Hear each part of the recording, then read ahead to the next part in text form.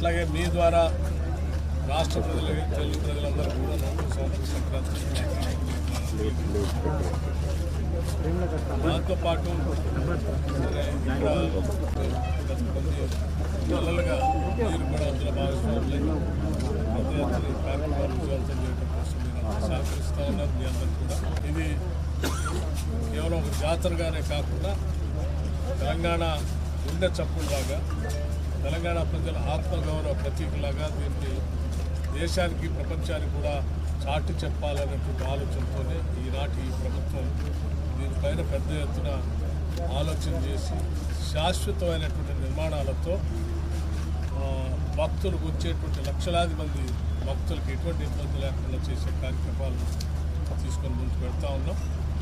ఇప్పటికే ఉత్సవాలు జాతరకు సంబంధించి 150 కోట్లు, అట్లాగే పర్మనెంట్ స్ట్రక్చర్స్ కోసం ఇంకో 101 crores శాంక్షన్ చేయటమే కాకుండా వాటన్నిటినీ నిరంతరం ఖర్చు పెట్టిస్తూ ఇక్కడ ఏర్పాట్లు చేస్తూ నిర్మాణాలు చేస్తూ నిరంతరం ఇక్కడ ఉన్నటువంటి ఇన్ఛార్జ్ మంత్రి గారు శ్రీనివాస్ రెడ్డి గారు, కన్నా సురేఖ గారు, సీతక్క గారు, లక్ష్మణ్ గారు వీరంతా నిరంతరం మానిటర్ చేస్తూ పనిచేస్తూ నిర్మాణాలు కార్యక్రమాలు చేస్తూ ఉన్నారు.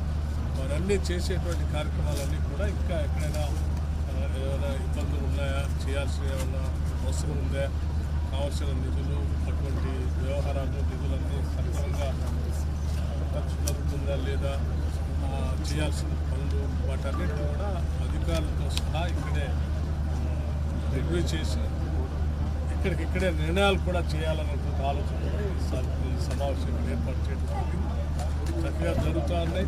మంచిగా చేశారు. ఇంకా కొద్ది పనులు ఇంకో 2-3 రోజుల్లో కంప్లీట్ కాబోతూ ఉన్నాయి. వీటన్నిటి వల్ల ఉత్సవాలకి చాలా పెద్ద ఎత్తున దేశంలో ప్రపంచంలో మంచి పేరు ప్రఖ్యాతులు వచ్చినటువంటి సమ్మక్క సారలమ్మ వైభవాన్ని ప్రపంచానికి తెలియడంతో పాటు వారి ఆశీస్సులు కూడా తెలంగాణ ప్రజలపైన అందరిపైన కట్ అప్డేట్ ఏమైనా పెట్టారా జాతరకి?